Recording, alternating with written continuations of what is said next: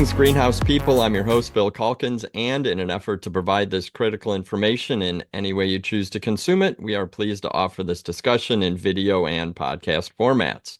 My guest today is Dr. Brian Krug, a technical lead at Syngenta Flowers.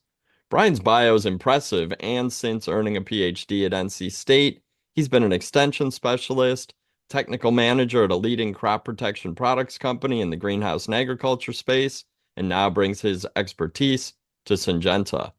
Brian joins me today to talk about Pansy and Viola crops, specifically the new Delta Pro and Penny Pro series from Syngenta. Delta Pro was released a couple years ago as a comprehensive upgrade to Delta, an industry leader for more than 30 years, and Penny Pro will be unveiled in 2025. When such iconic series are completely retooled, it shows that the breeders have been hard at work and truly identified improvements that can be brought to growers and end users. So, Brian, welcome. And I know that some of the listeners and viewers are probably aware that Delta Pro was upgraded to the new Pro designation. But can you give us maybe the elevator pitch on these upgrades and why the team at Syngenta went in this direction when both Delta and Penny have been mainstays in the industry for years? And then you can go ahead and jump right into the full story and how growers can and should approach these crops when they add them to their mix. Yeah, absolutely, Bill. Thank you for inviting me onto here. I really am happy to be a part of this, and it's an honor to be a part of the podcast. So thanks for inviting me on, and I'm look forward to talking about Penny Pro and Delta Pro today. Awesome. So yeah, like why would we make this upgrade and really shift these two products lines that have been around the industry for so long? It's really because it's not just an incremental improvement on these genetics, but like we give it that pro label because it's programmable and predictable and professional. And what I like the most about these two series is how much the breeders were able to really shrink down the window of flowering. As a growing background myself, I always love to see when these improvements make it easier for the grower. And what this does is make it easier to, throughout the year, spring or fall, use these series to really tighten up the window that you can grow and bench run those crops. And we'll get into it a little bit more, but that window of flowering for these two series for all the colors are really compressed. So growers don't have to stagger plantings, and depending on colors and how fast or slow they match up with the series, they can plant everything at once, and really have everything come into flower in a pretty tight window for shipping. Excellent. No, that makes a lot of sense. I knew that it would be a grower benefit because breeders don't just breed for fun; they breed for reasons, and it makes a lot of sense. Absolutely, absolutely. We're gonna spend the time that you've invited me here to talk about these two series, and they like you see here in the taglines: professional, programmable, productive, profitable, and that all goes to like what I was just talking about, where one of the biggest wins for these two series is how they come together. It's these are not necessarily easy crops always to grow because the spring season or the spring market window is really small sometimes, like depending on the year. I'm here in the Midwest, and sometimes we go from winter to summer really fast. So that window for these two crops can be really small. And then what I mentioned before is like when you are trying to get everything to time out together, because the windows of flowering and historically with not just ours but across the industry can be pretty wide, and growers will pick and choose their colors and stagger their plantings to try to hit that. Also, productive and profitable. We've cut down on the needs for some of the PGRs that are needed, so fewer touches on these crops.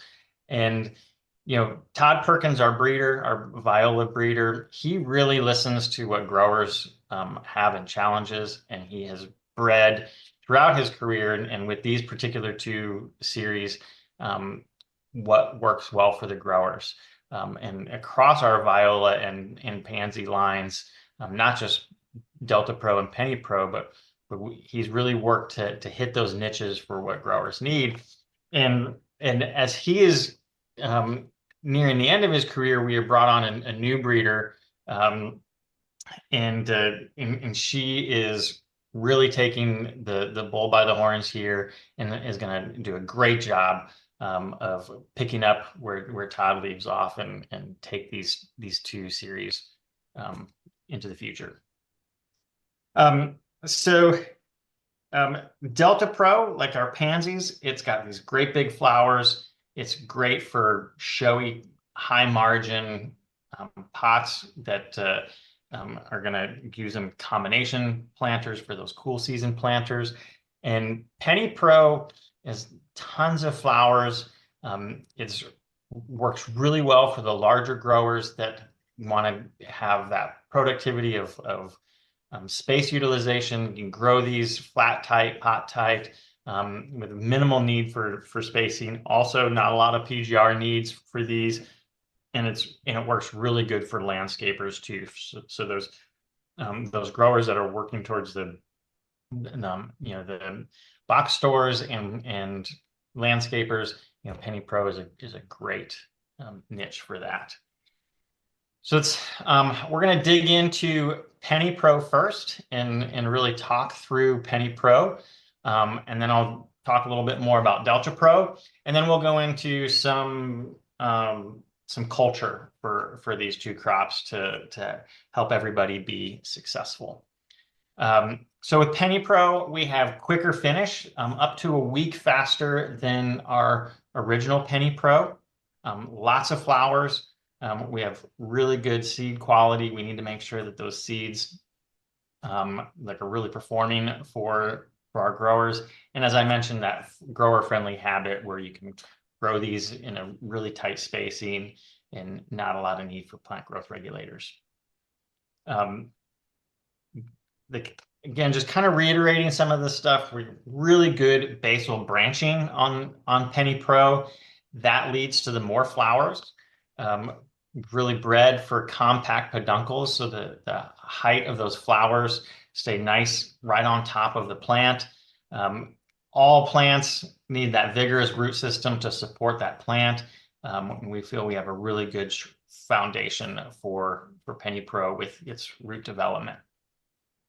We have 13 flower colors in the Penny Pro line, and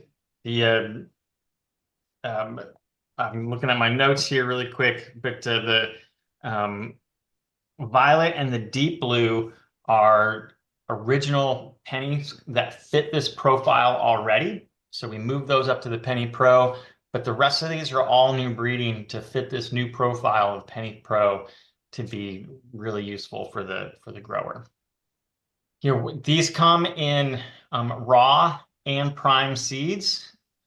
So that's going to give the growers really good options for what works best for them, and just making sure that we have that high quality seed.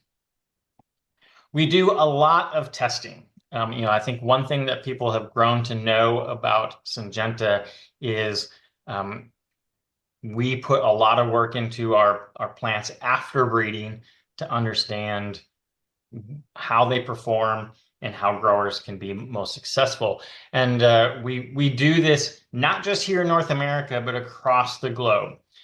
So I just wanted to highlight a few things here. We have up here in the upper left, we have our original Penny Blue on that top picture, and then Penny Pro Blue. These were grown in Gilroy, and you can see how well these flat plants and this flat flower together compared to the Penny Pro. So that kind of talks to you like why we took a crop of a series like Penny that's really well known, and why we really are launching this big upgrade. That uniformity we here have in a trial in Europe against a competitor. Again, we're seeing these plants come into flower like very consistently across the crop. And then this trial in China, where we have the original Penny in that top Penny yellow in that top picture. And the picture is worth 1,000 words. Look how much more branching there is on that plant, and that turns into flowering. So it's we have been able to prove this across the globe on how well Penny Pro performs. And I mentioned landscapers, right? And here's an example of Penny Pro in the landscape. They're going to do really good with their vigorous root system. Is going to allow them to establish in the landscape quickly and just have huge impacts on that landscape. We still have the original Penny series. So yes, Penny Pro has 13 colors. Those are really those core colors that are going to be really needed for those large growers that are going towards the box stores.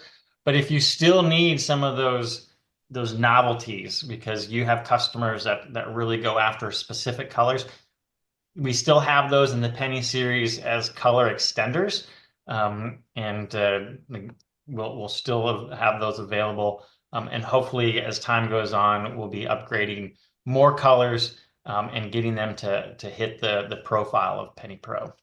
Is there a mix available in Pro?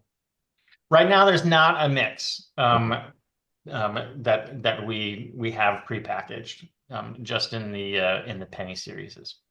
Okay, but that's exciting that your breeders are still working to move some of those more novelty colors into the Pro designation. I remember that was kind of the story with Delta as well, and we've seen more added just in the last year. So right, absolutely, that's exciting. So now I wanted to dive into Delta Pro a little bit, it's going to sound familiar. That the messaging is going to sound really familiar. Those large flowers, the uniformity, quick to finish, simplifying the planning for the grower to make sure that these things are all flowering at the same time to make things easy for the grower. Very similar slide that we saw with Penny Pro. Big bloom size, compact peduncles. That's going to be a reduction in need for PGRs to keep those under control. And then again, that robust branching, following these set the standard for that Pro delineation, the Delta Pros, and we're following suit with the Penny Pros. We started out with 16 colors in Delta Pro, and as you just commented just a minute ago, we are continuing to improve this series with more colors. And in 2025, we were coming out with the clear red, which was a much desirable color, and then Marina, which is a very popular color for pansies. So those are being added to the Delta Pro series this spring. We do have 6 mixes in the Delta Pro series, shown here in this slide, and makes that really available for the growers to, when they don't want to have just the one single color, makes it really accessible for consumers to have a nice, beautiful mixes here that we have in these 6 mixes. And then just really want to emphasize just this using the same culture to save the time, the labor, and the space. Nobody wants to have to do sowings at different times to make sure that things come into flower. It just really simplifies everything, very programmable, and you can just see these these beautiful bays here with the Delta Pro growing. I've mentioned a lot about that timing window, and 80% of the flower colors in this series of Delta Pro flower within 5 days of each other. And that's compared to the whole series, all of the colors flower within a 10-day window. And I'll show a graphic a little bit more that pulls that together. Compared to competition out there in the industry, where we're looking at 14 to 21 days, and that's a really wide window of time. And that just goes to show like how programmable this is to get that bench run. You asked me what I like about this early on in the podcast, and this is it, right? Like 80% into 5 days flowering window compared to 14 to 21 days. That's a big deal. So again, doing the work on the backside with the research at our facilities around the world. We've done this trialing in Gilroy and in the Netherlands, and you can see that like that 80% of those flowers fall there in the middle that are in that 5-day window, and then just a few on the outskirts of that to round out the colors. And if the viewers out there want to really see a fun video, you can scan this QR code, and we have this video where we have Delta Pro growing right next to some of the competitors, and it's a time-lapse video, and you can see how they all come into flower together. That's cool. I'll put a link to that video in the show notes as well. So awesome. It's just a click away. That's a neat video. And I mentioned it before, one series for all the seasons. It works well in the springtime. It works well in autumn. It just takes a lot of the guesswork out. Not to take away from our other series that we do have that have some niches for different parts of the country at different times of the year, but Delta Pro really can cover a lot of ground for growers. And also great in the landscape too. You can see it here in this photo. Just like Penny Pro, it's going to perform in the landscape. It does well in a little bit of higher temperatures without getting a ton of stretch. It still is a pansy, but it is going to probably have a little bit more forgiveness compared to other series out there. And then again, just this assortment overview. We do have those color extenders still in the Delta Classic, which, as you mentioned, for like almost 3 decades now has been a workhorse of the industry. And as we keep moving things into the Delta Pro series, when we can get those profiles to match up, we're going to keep these color extenders available. Pro Morpho is going to be a huge one. What's that? When you get that blue Morpho into Pro, that's going to be a big deal. That's awesome. Yep. So we have landing pages for both of these. We've got syngentaflowers-us.com/Delta Pro, and also for Penny Pro, that you can get all the information that we have here for Delta Pro and Penny Pro. So that kind of sums up the Pansy Pro, or the Delta Pro and the Penny Pro. And I want to shift gears a little bit now away from the sales pitch and get into what I like is the technical stuff of growing and to help the growers be as successful as they possibly can with their Delta Pro and Penny Pro crops. So we're going to start with propagation culture. This is probably some review for a lot of your viewers, but I'd be amiss not to get it in there. I hate to use terms that people aren't familiar with, so I'm going to step through this. But in the industry, it's a standard thing to have 4 stages when we're talking about seed propagated plugs. And stage 1 is that stage from sowing to the initial germination, where we get that first root initial emerging from the seed. Then we go into stage 2, which is from that germination stage to where we get those first cotyledons, those first 2 leaves that show up on the plant. We move to stage 3, and that's that cotyledon stage to the first true leaves. You can see the pansy leaves that look like pansy leaves here, instead of just those kind of oval round shaped leaves.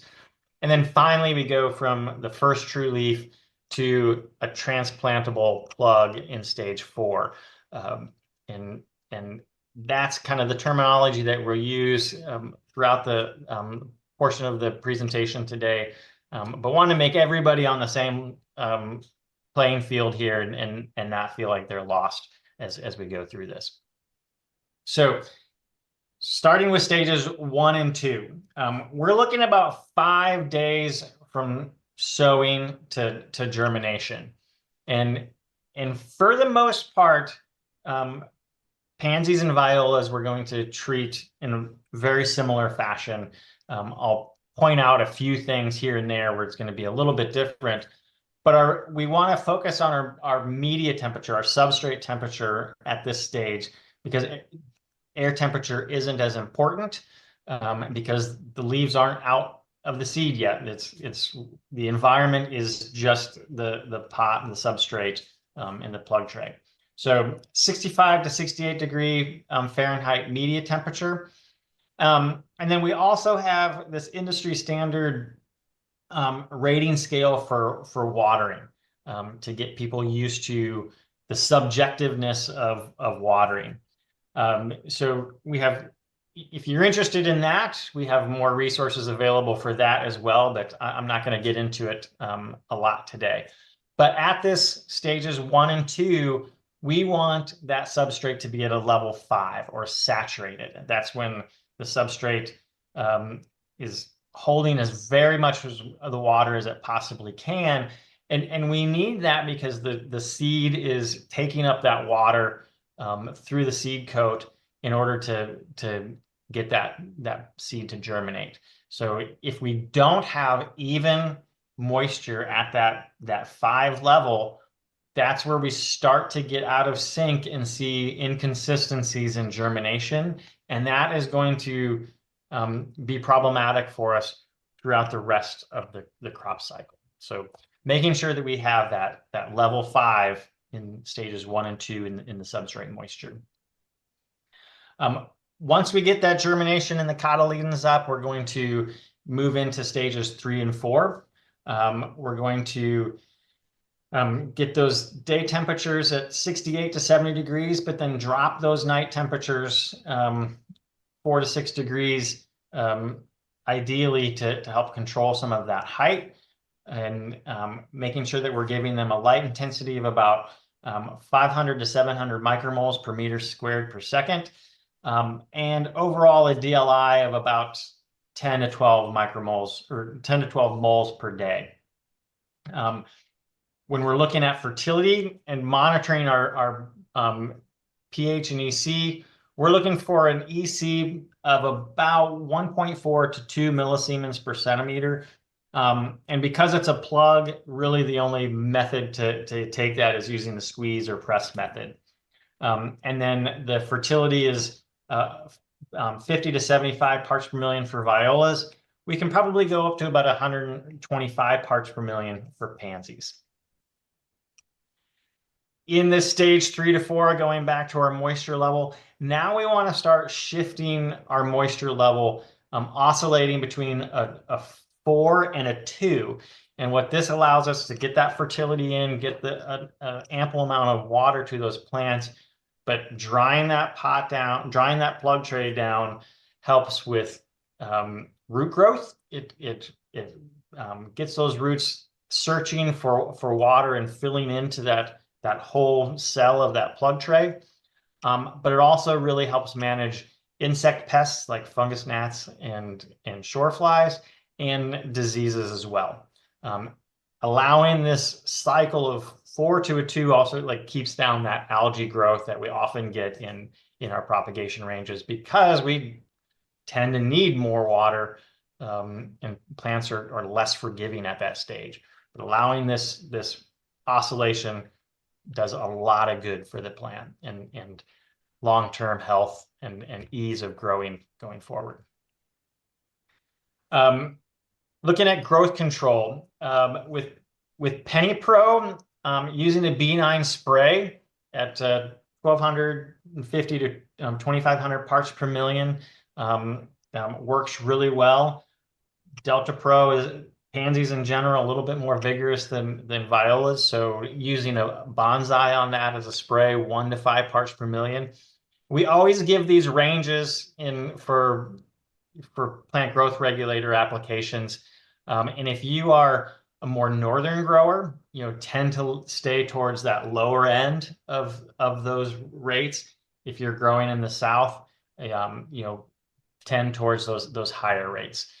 Because we have such a large geographic area north to south that we cover is why you always see these plant growth regulator rates in a range like that. We're going to have a grow time of about 4 to 5 weeks in a 288 tray for violas, and 5 to 6 weeks, about an extra week for pansies. A key here for both of them is keep that media pH using that squeeze or press method at a 5.8. A lot of times we look at pH to manage nutrient uptake. And that's always the case, but in cases of violas and pansies, really managing the Phalaenopsis infections helps. Phalaenopsis does not thrive very well at high pHs, so that 5.8 is that sweet spot where we get our nutrient availability and we're suppressing Phalaenopsis infections. Particularly for fall crops where we're growing when temperatures are a little bit warmer early on, manage those light levels when the temperatures are high. It's going to help manage the stress that those plants are experiencing. And then regardless of the time of the year, make sure you transplant those plugs on time. It's heartbreaking to see a really good plug crop grown, and then you wait 5 to 6 days later than optimal to transplant that, and then the plants are stretched, they're root bound, and what was a really good plug crop turns into a challenging finished crop. All right, we've got our propagation section under control, and we've created a great pansy or viola plug. Let's move into finished production of these two crops. Average daily temperature for air temperature between 64 and 66 degrees day and night. Light intensity as compared to propagation and generally is always higher for most crops, so 800 to 1200 micromoles per meter squared, and then a DLI of 12 to 14 moles per day.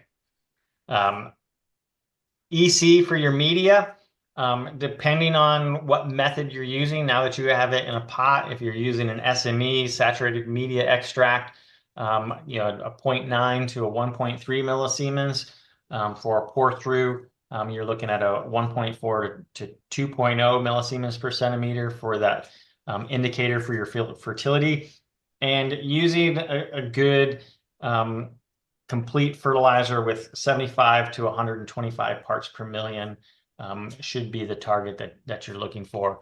And that rate should get you in that range for your media EC or electrical conductivity. No pinching should be required for Delta Pro or Penny Pro. We're looking towards profitability here. So, the fewer touches that we can have on these crops, the better. So pinching is not needed. In the finished production, sticking with that B9 sprays for your Penny Pro at 2,500 to 5,000 parts per million is going to be your best option there. For Delta Pro, you can use any of these three chemistries: Bonds, Ice, Magic, or B9. Whichever you probably feel the most comfortable with. And again, erring on the low end of that range if you're in the northern latitudes of North America, and those higher rates if you're in the southern part of the country. And just like we're in stages 3 and 4 for plug production, we want to go back and forth between this 2 and a 4 moisture level for watering. This is really key for all the same reasons that I mentioned before when we were talking about propagation. It's a little bit more challenging right after transplant because those plants haven't filled out those roots into the pot. So being really careful with your watering, especially early on in your production. Again, keeping that media pH at 5.8 or below for that Phalaenopsis control. And particularly in the summer production are these next 2 points. For growers that are growing outdoors. Oftentimes in the heat, you're applying irrigation water more often just because it's hot and they're drying out. In those cases, the boron in the substrate can leach out of the substrate and not be available, therefore, to the plants. And pansies can be sensitive to boron deficiencies. So applying a drench of Solubor at this rate, or borax, can really help if you're seeing yourself doing lots of irrigations in those warmer months. But always be sure to rinse off the foliage. Just a light hosing off to get that product off the leaves because it can cause some burning, especially in the highlight situations. And this last tip here is something that I learned when I first moved to North Carolina to work on grad school. Outdoor production is not that common for pansies in Iowa, where I grew up. And then we don't have the hurricane storms, lots of heavy rains that come in like that I experienced in North Carolina. So the question oftentimes arises like, well, I've just had 3 days of straight rain. My pansy crop is soaking wet, but I know that they're hungry. What do I do? And the recommendation is go ahead and water them and fertilize them. Even though I just said oscillate between a 4 and a 2, right? You're already at a 5, and now Brian's telling you go ahead and feed. And the thought process behind that is they're already as wet as they possibly can be, but there's no fertilizer in there. So go ahead and replace that water with no fertilizer in the substrate with water with fertilizer. They're not going to get any more wet, and you're better off doing that than waiting another 3 or 4 days for them to dry out where they're hungry and then getting fertilizer for them. It makes sense kind of when you do it and you think through it, but initially you're like, why am I watering these plants that are completely soaking wet? And it's all about the fertility. Just a quick little rundown. I'm not going to go through all of these lines, but wanted to show you that we do have these scheduling guidelines to use for different size of pots and the number of plants per pot to give you an idea of cropping time. Now, this is cropping time for the finished portion of the crop from transplant to salability, and we we assume an average daily temperature of around 65 degrees for these. So you can use these as a guideline to help you when you're programming your crop. And these are available on our culture guides for both Delta Pro and Penny Pro. Kind of the last thing I want to talk about today is a little bit of pest and disease management. It is not my forte, but I do want to just, it's always on every grower's mind.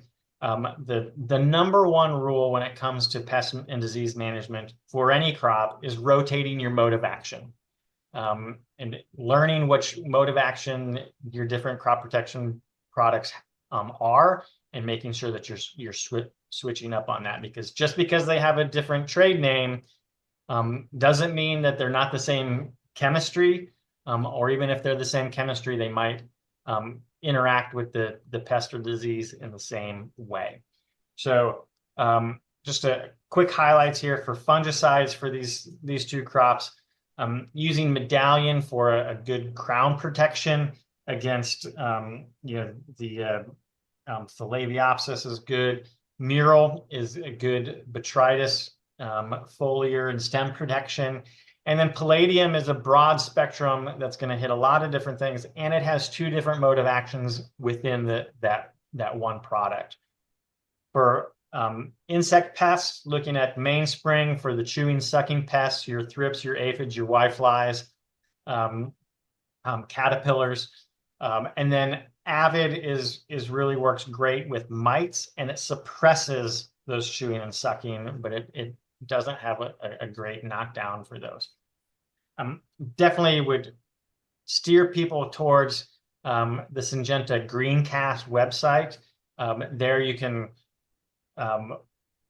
navigate through that and find agronomic plans for different pests and different crops, Pansy and Viola included, and that will give you good information about not just Syngenta products, but products to make the grower successful, to make sure that you are rotating these modes of actions.